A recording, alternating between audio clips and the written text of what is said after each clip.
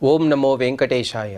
అఖిలాండ కోటి బ్రహ్మాండ నాయకుడైన శ్రీ శ్రీనివాస పరబ్రహ్మ యొక్క దివ్యానుగ్రహ విశేషం చేత తిరుమల తిరుపతి దేవస్థానం వారు నిర్వహించే అనేక ధార్మిక కార్యక్రమాల్లో భాగంగా ప్రతిరోజు మనం శ్రీమన్ మహాభారతాంతర్గత అరణ్య పర్వలోని విశేషాలను యథామతి తెలుసుకునే ప్రయత్నం చేస్తున్నాము. ఈనాటి ప్రవచన యజ్ఞాన్ని మంగళ పద్య పురస్సరంగా ప్రారంభించుకుందాం. నారాయణం నమస్కృత్య నరం చైవ నరోత్తమం దేవీం సరస్వతీం వ్యాసం తతో జయముదీరయేత్. శ్రీ గురుభ్యో నమః. హరి ఓం.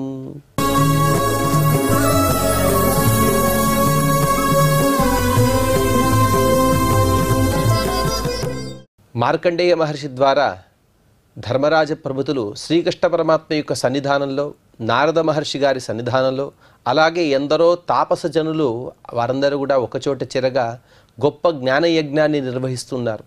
ఎన్నో ధర్మ ప్రబోధలు విన్న తర్వాత పతివ్రతల యొక్క మాహాత్మ్యాన్ని తెలపండి అని కోరగా ఒక గొప్ప సాధ్వీమణి యొక్క వృత్తాంతాన్ని చెప్పి తదుపరి దానికి కొనసాగింపుగా కౌశిక బ్రాహ్మణుడు తను మిథిలా పట్టణానికి వెళ్ళి అక్కడ ధర్మవ్యాధుడి దగ్గర తను విన్నటువంటి విశేషాలను మార్కండేయ మహర్షి గారు ధర్మరాజు యొక్క నెపంతో ప్రపంచానికి తెలుపుతూ 208వ అధ్యాయంలో ఈ విధంగా చెబుతున్నారు.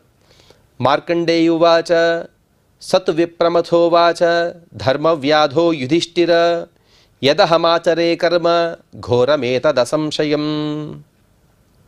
ఆ ధర్మవ్యాధుడు ఆ బ్రాహ్మణుడైనటువంటి కౌశికుడితో ఈ విధంగా అంటున్నాడు, ఓ బ్రాహ్మణోత్తమ, నేనేదైతే వ్యాధకర్మ చేస్తున్నానో అనగా వ్యాధుడుగా ఉంటూ అందులో భాగంగా కొన్ని ప్రాణుల యొక్క శరీరాలను, మాంసాన్ని నేను అమ్ముతూ ఉన్నాను. అటువంటి ఈ కర్మ అనేది చాలా ఘోరమైనదే, ఇందులో ఎటువంటి సందేహం లేదు. కానీ విధిస్తు బలవాన్ బ్రహ్మన్ దుస్తరం హి పురాకృతం పురాకృతస్య పాపస్య కర్మదోషో భవత్యయం. కానీ దీనికంతటి కూడా కారణం ఏమిటో తెలుసా? దానికి 2 కారణాలు, అనగా దాదాపుగా ఒకటికి ఇంకోటి కారణం. ప్రధానంగా విధి.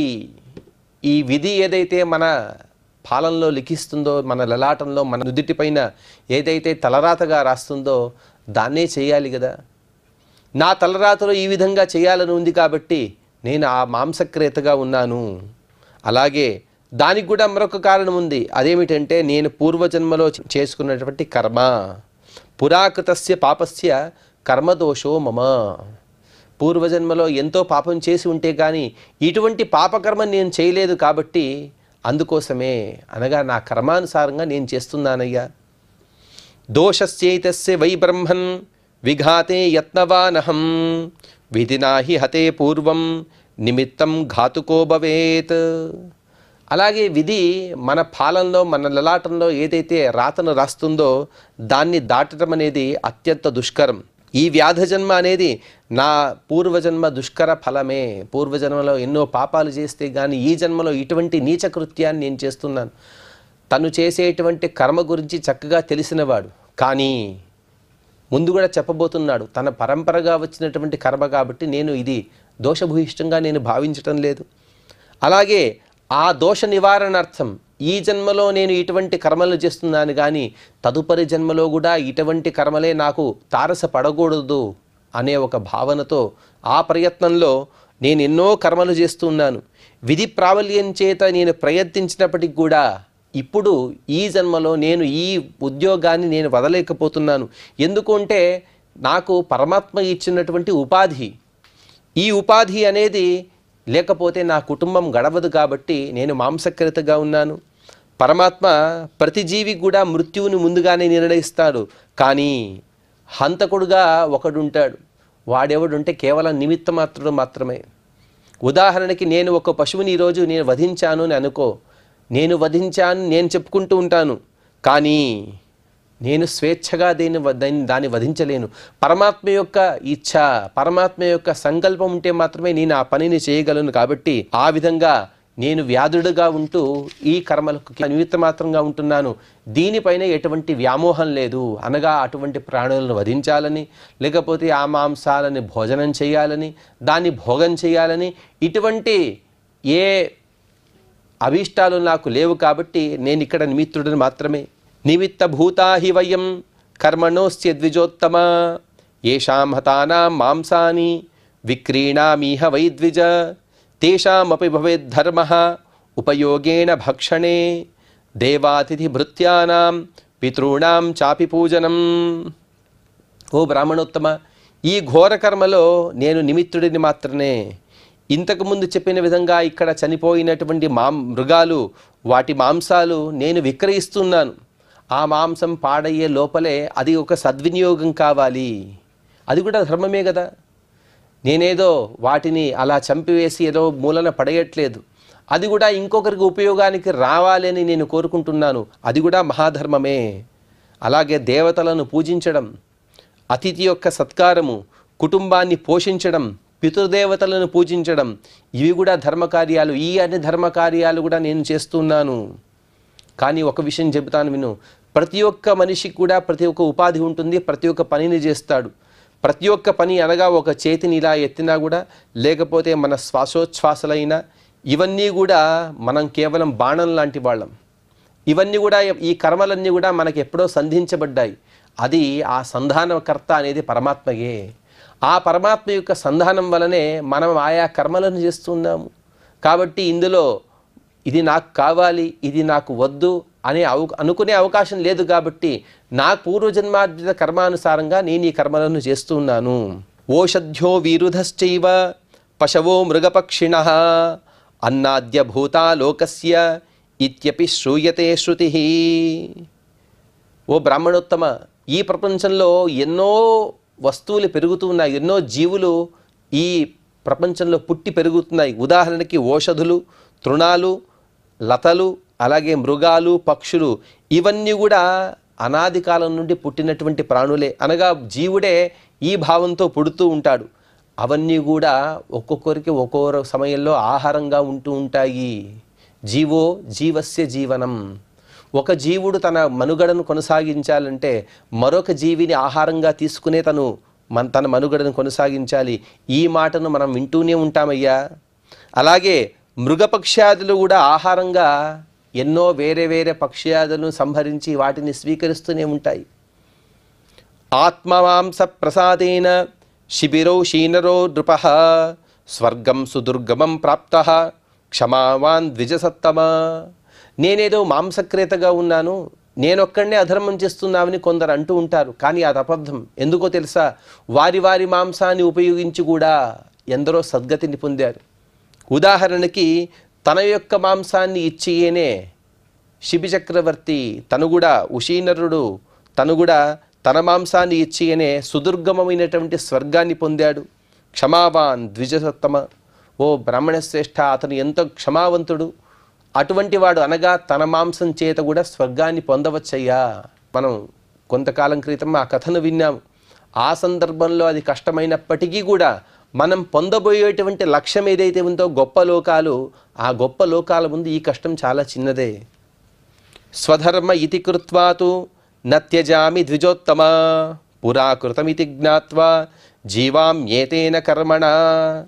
ఓ బ్రాహ్మణోత్తమ, నేనేదైతే మాంసక్రేతగా ఉన్నానో ఇది నా స్వధర్మము, నా పూర్వీకులు చేసినటువంటి కర్మం, వారి పరంపరాప్రాప్తంగా వచ్చినటువంటి ఉపాధి, ఉద్యోగం.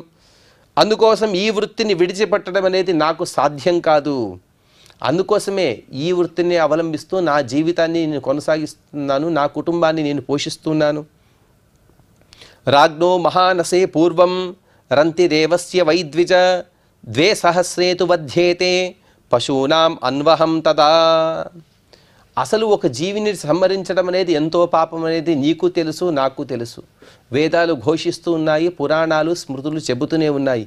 కానీ ఒక విషయం చెబుతాను విను. ఏదైనా గొప్ప విషయాన్ని సాధించే సందర్భంలో కొన్ని తృణప్రాయంగా భావిస్తూ కొన్నిటిని వధిస్తూ ఉంటారు.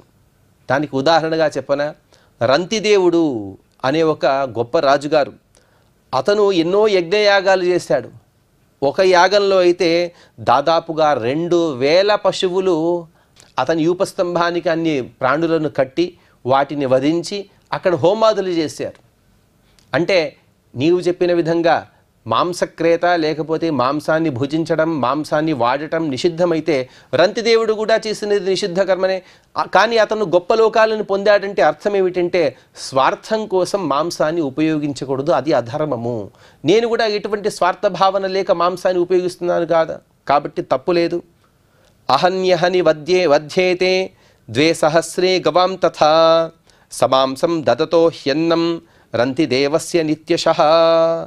రంతిదేవుడు కూడా ప్రతినిత్యం కూడా అటువంటి మాంసంతో తయారు చేయబడినటువంటి అనగా యజ్ఞం చేసి మిగిలిన ఏదైతే మాంసం ఉంటుందో దాన్నే వండి అందరికీ ప్రసాదంగా ఇచ్చేవాడు.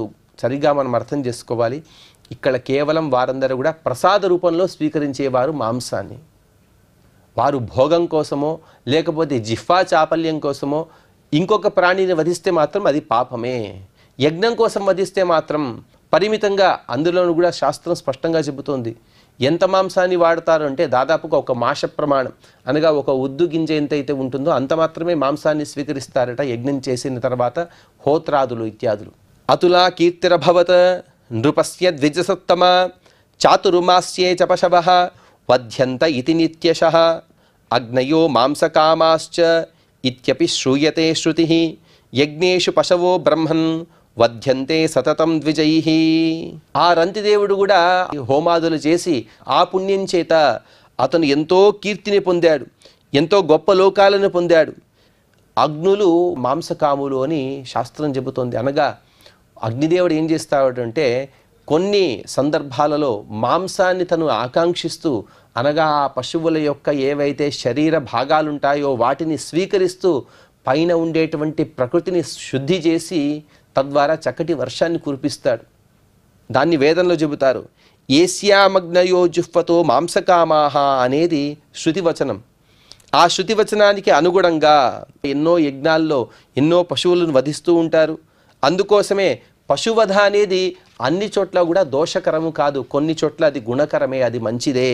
అలా చెప్పి మనం ఇప్పుడు చేయకూడదు. ఎందుకంటే కలియుగంలో మాత్రం ఆ విధంగా మనం చేయకూడదని శాస్త్రం చెబుతోంది. సంస్కృతా కిల మంత్రైశ్చ తేపి స్వర్గమవాప్నువన్ యది నైవాగ్నయో బ్రహ్మన్ మాంసకామా భవన్ పురా. అలాగే ఒక పశువుని వధించిన తర్వాత వెంటనే దాన్ని అలాగే వండివేయరు. ఆ పశువుని వధించి అక్కడ ఉన్నటువంటి వ్యర్థ భాగాలను తొలగించి ఏదైతే సారభూతమైనటువంటి భాగం ఉంటుందో ఆ భాగాన్ని మాత్రమే యజ్ఞంలో వాడుకొని తదుపరి ఎంతైతే మిగులుతుందో దాన్నే అక్కడ ప్రసాదంగా ఇస్తూ ఉంటారు. ఇవన్నీ కూడా చేయడానికి అనేక సంస్కారాలు ఉంటాయి, అనేక కర్మలు ఉంటాయి. ఉదాహరణకి ఆ పశువులని సంస్కరించాలి అనగా ఆ పశువుకి కాస్త నచ్చజెప్తారట. నీవు చింతపడవద్దు, నీవు ఇక్కడ వధింపబడిన తర్వాత నీవు స్వర్గాది లోకాలను పొందుతావు అనే కొన్ని మంత్రాలను చెప్పి కొన్ని ఉపదేశాలను చేసి, యద్యపి ఆ జీవులకు ఆ మంత్రాలు మంత్రార్థాలు తెలియవు, కానీ చెప్పడం అనేది ఆ పురోహితుల ధర్మం కాబట్టి వారందరూ కూడా ఆ విధంగా సంస్కరిస్తూ వాటిని ప్రోక్షణాదులు చేస్తూ వాటిని అవన్నీ కూడా స్వర్గానికి వెళుతున్నాయి అని భావిస్తూ వాటి మాంసాలను అక్కడ యజ్ఞంలో వాడతారు. భక్షం నైవా భవన్ మాంసన్ కస్యతి ద్విజసత్తమ. ఆ విధంగా అకస్మాత్తుగా నీవు చెప్పిన విధంగా నేను చేసేది హేయకర్మయే అయితే, అలాగైతే బ్రాహ్మణోత్తములు అందరూ కూడా కృతత్రేత ద్వాపర యుగాలలో మాంసాన్ని భుజిస్తూ ఉన్నారు. ఆ 3 యుగాల్లో కూడా మాంసం భుజించదగినదే, మాంసభోజనం చేసేవారే అందరూ కూడా. కలియుగంలో మాత్రం మాంసభోజనం అనేది నిషిద్ధము. అకస్మాత్తుగా కలియుగంలో కూడా కృతత్రేత ద్వాపర యుగాదుల్లో కూడా నిషిద్ధమై ఉంటే యజ్ఞయాగాదుల్లో ఎందుకే వాడతారు?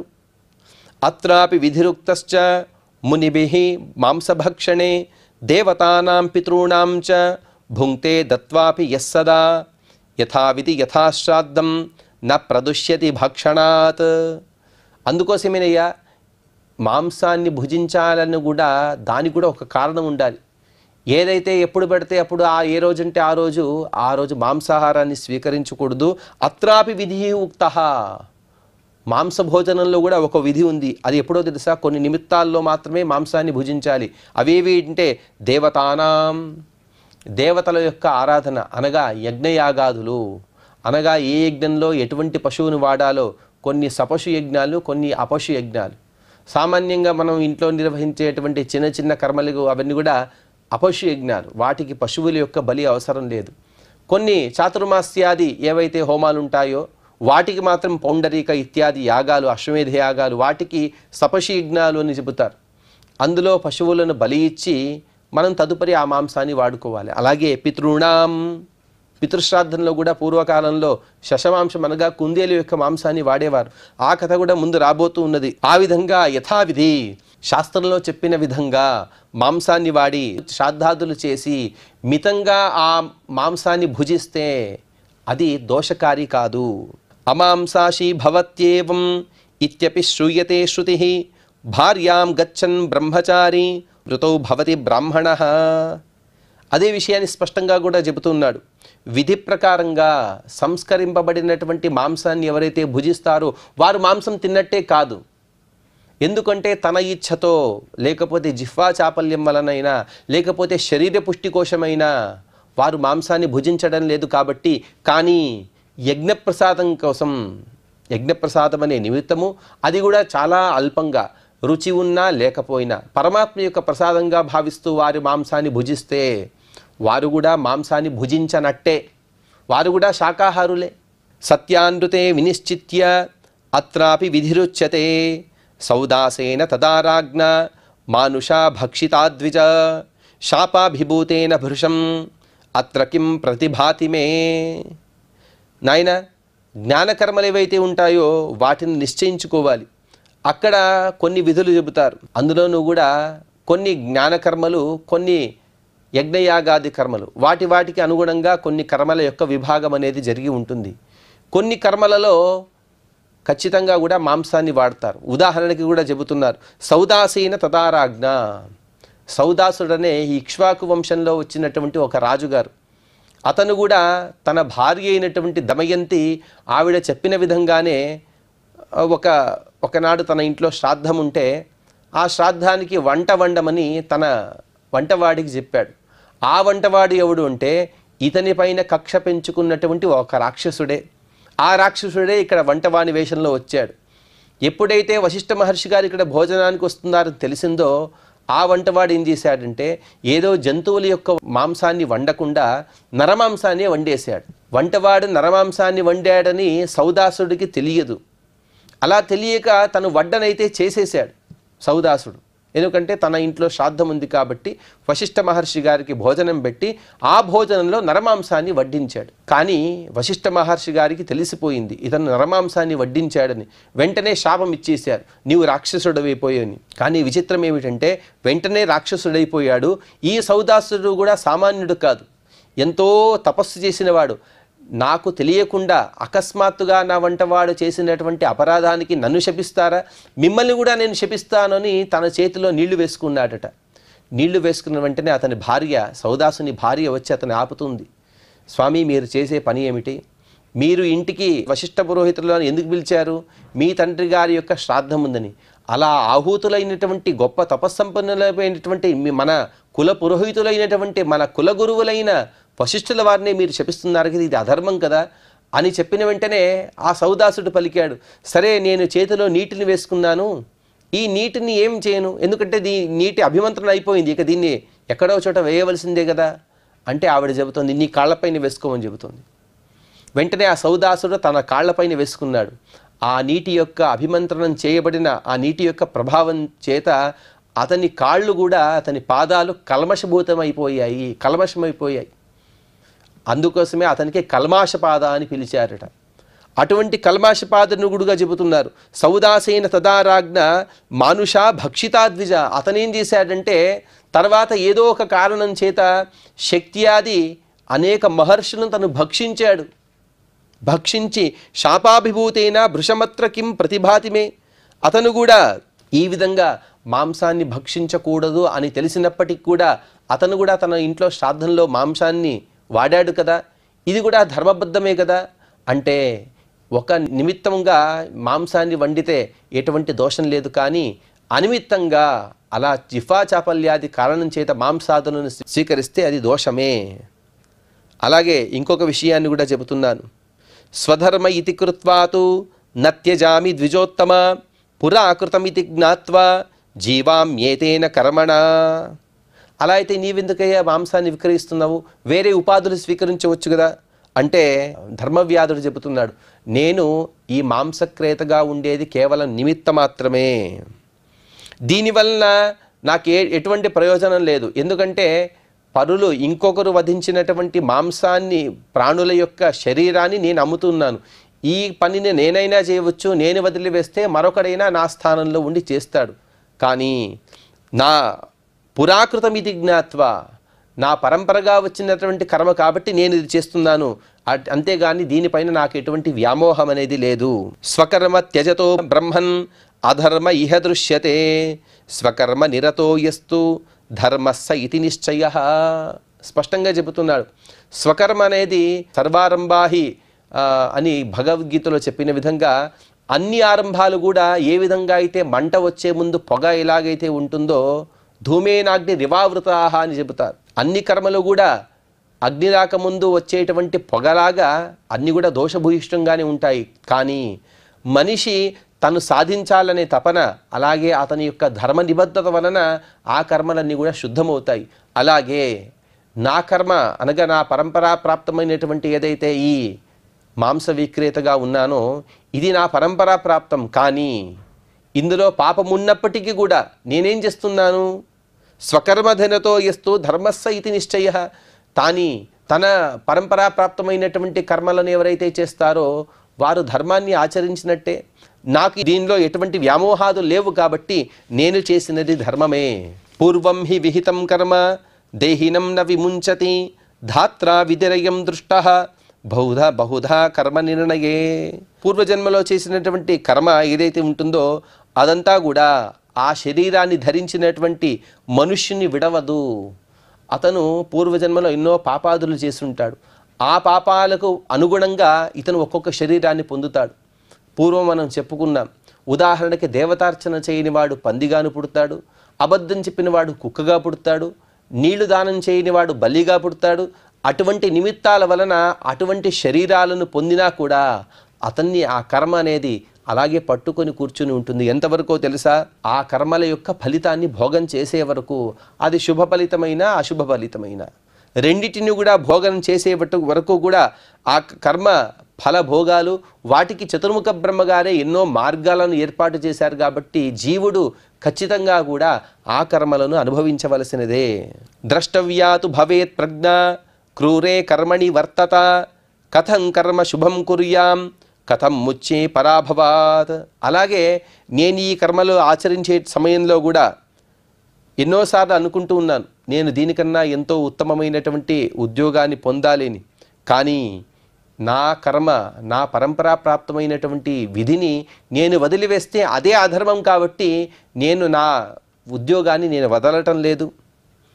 కర్మణస్తస్య ఘోరస్య బహుధా నిర్ణయో భవేత్, దానే చ సత్యవాక్యే చ గురు శుశ్రూషణే తథా ద్విజాతి పూజనే చాహం ధర్మే చ నిరతః సదా అభిమానాతి వాదాభ్యాం నివృత్తోస్మి ద్విజోత్తమ. నేను ఈ కర్మలో చేయడం వలన కొంత పాపాన్ని కూడా మూట కట్టుకుంటూ ఉన్నాను, దానిలో ఎటువంటి సందేహం లేదు. నేనేదో చేసేది కర్మ పూర్తిగా శుద్ధ కర్మ అని చెప్పటం లేదు, కొంత పాపం కూడా నాకు వస్తుంది. కానీ ఓ బ్రాహ్మణోత్తమ, నేను ఆ కర్మలకు నిష్కృతిగా కొన్ని ప్రాయశ్చిత్తాలు కూడా చేసుకుంటున్నాను. అవేవేవో తెలుసా? దానం చేయడం, సత్యాన్ని మాత్రమే పలకడం, గురు శుశ్రూష, అతిథుల యొక్క పూజ, బ్రాహ్మణ పూజ, వీటిని నేను అనుసరిస్తూ ఎటువంటి అహంకారాన్ని పొందకుండా, అలాగే వితండవాదాన్ని కూడా చేయకుండా నేను సాధు స్వభావంతో నా జీవితాన్ని కొనసాగిస్తూ ఉన్నాను. అంటే ఇక్కడంతా కూడా నేను మాట్లాడే మాటలు వితండవాదంగా అనుకోవద్దు. నాకు కొంత పాపమైతే వస్తుంది, ఆ పాపానికి నిష్కృతిగా నేను అనేక ప్రాయశ్చిత్త కర్మలను కూడా చేసుకుంటున్నాను అని ఆ ధర్మవ్యాధుడు చెబుతూ ఉన్నాడు. కృషిం సాధ్వితి మన్యంతే తత్ర హింసా పరాస్మృత, కర్షతో లాంగలైః పుంసః ఘంతి భూమి శయాన్ బహూన్, జీవనన్యాంశ్చ బహుశః తత్ర కిం ప్రతిభాతి మే అని ఇంకా కొన్ని కర్మల ద్వారా జీవహింస అనేది జరుగుతుంది అని ధర్మవ్యాధుడు నిరూపించబోతున్నాడు. అవి ఏవి కర్మలు అనే విషయాలను మనం తదుపరి ప్రవచనంలో తెలుసుకునే ప్రయత్నం చేద్దాం. ఈనాటి ప్రవచనాన్ని మంగళపద్యం అలాగే క్షమాప్రార్థన ద్వారా మనం ముగింపు పలుకుదాం. యదక్షర పదభ్రష్టం మాత్రాహీనం చ యద్భవేత్ తత్సర్వం క్షమ్యతాం దేవ నారాయణ నమోస్తుతే. శ్రియః కాంతాయ కళ్యాణ నిధయే నిధయేర్థినాం శ్రీవేంకట నివాసాయ శ్రీనివాసాయ మంగళం.